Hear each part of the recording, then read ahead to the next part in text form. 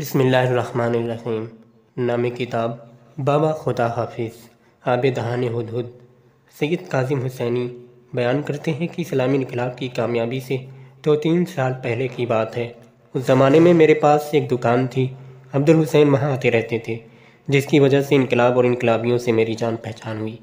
بہت سی انقلابی سرگرمیوں میں وہ مجھے اپنے ساتھ رکھتے تھے۔ ایک دن وہ میرے پاس آئے اور کہنے لگے، آج میں تم سے اچھا خاصا کام لینا چاہتا ہوں۔ میں نے سوچا پہلے ہی جیسا کوئی کام ہوگا، اس لیے ہنس کر جواب دیا، میں نے ہمیشہ آپ کا ساتھ دیا ہے اور آج بھی آپ کے ساتھ ہوں، لیکن آج میرا ساتھ دینا بہت مشکل ہے۔ انہوں نے مسکرا کر کہا، آزما کر دیکھ لیجئے۔ میں نے بہت اطمینان سے جواب دیا۔ انہوں نے اپنے ہاتھ سے میز پر رکھے ہوئے ترازو پر زور دیا اور تھوڑا سا سامنے کی طرف جھکتے ہوئے کہا، تو پھر ایک جوڑا پرانا لباس لے کر تیار ہو جاؤ۔ پرانے کپڑے کس لیے؟ میں نے پوچھا۔ اگر میرے ساتھ ہو تو پھر سوال نہ کرو، انہوں نے ہنس کر جواب دیا۔ وہ خود مستری تھے اور میں سمجھ گیا کہ مجھے بھی اسی کام کے لیے لے جا رہے ہیں۔ میں نے کپڑے لینے گھر چلا گیا، پھر میں نے دکان بند کی اور ان کے ساتھ چل پڑا۔ میرا اندازہ صحیح نکلا۔ ایک مشہور عالم دین کے گھر پر کام تھا، جنہیں حکومت چین کی سانس نہیں لینے دے رہی تھی۔ میں نے آستینیں اوپر چڑھائیں اور ان کے ساتھ کام کرنے لگا، لیکن زیادہ دیر تک برداشت نہ کر سکا۔ پھر بھی 2-3 گھنٹے تک کام کرتا رہا۔ پھر اچانک میں زمین پر بیٹھ گیا اور ہانپتے ہوئے بولا، میں اب اس سے زیادہ ساتھ نہیں دے سکتا۔ وہ اچھی طرح جانتے تھے کہ میں اس طرح کے کام نہیں کر سکتا۔ شاید اسی وجہ سے انہوں نے زیادہ سختی نہیں کی اور کپڑے بدل کر جب میں جانے لگا تو انہوں نے خوشی خوشی مجھے خدا حافظ کہا۔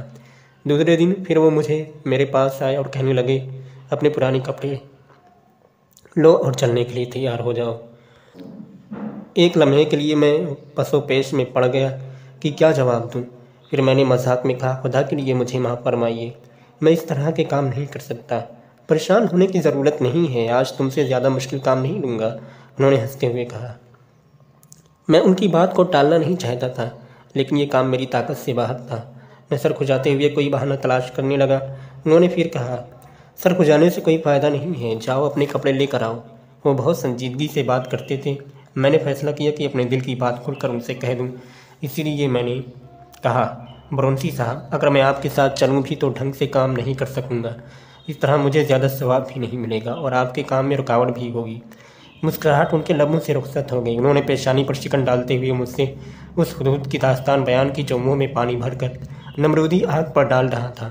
انہوں نے بہت خوبصورتی سے اس موضوع کو انقلاب سے ربط دیتے ہوئے کہا، تم جتنی خدمت ان علماء کی کر سکو اتنا ہی کافی ہے۔ وہ خاموش ہو گئے۔